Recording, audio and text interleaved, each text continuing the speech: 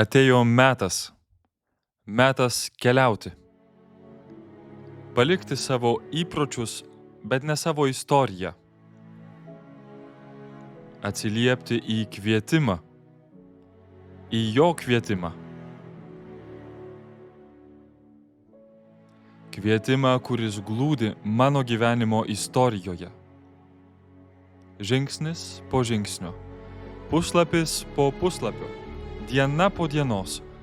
Šis kvietimas tampa santykiu su Jėzumi.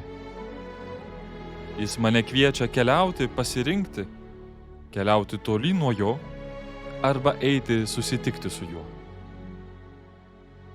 Keliauti. Eiti naujų kelių, kuriame atpažįstu pėdsakus, ženklus, spalvas, kuriuose atpažįstu save ir pažįstu jį. Šis kelias yra labiau ieškojimas nei užkariavimas, tiesos ieškojimas. Šį kelią atrandame susitikimuose, kai dalinamės, kai prieštaraujame, tačiau jame pasimetame, kai liekame stovėti vietoje. Turime iškeliauti. Reikiamas maršrutas randamas tyrinėjant skirtingus kelius.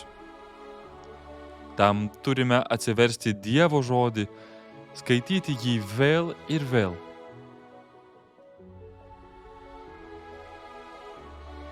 Žvelgti į Dievo žodį tarsi į žemėlapį. Vadovautis juo lyg sektume pramintas vėžes apsnigtame kelyje. Šiandien Dievas ateina mūsų gelbėti, o mes einame skelbti, kad Dievas yra mūsų gelbėtojas.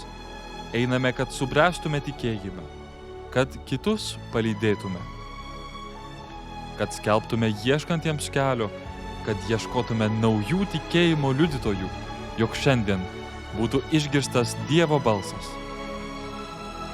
Keliauti tai susitikti jau anksčiau pradėjusius keliauti, klausytis jų pamokymų. Keliauti taip pat reiškia dalintis savo patirtimi, liudyti apie sėkmes, nesėkmes ir abejones, bet svarbiausia – liudyti tikėjimą, kuris iš naujo mus skatina klausti, pas kągi mes eisime. Metas eiti liudyti, į kelionę pasiimti vien tik jo žodį, kuriuo dalinsimės ir kurį kelyje atrasime. Laikas skelbti, kad Dievas visada keliauja su mumis, kad jis keliauja ieškoti visų pražuvusių.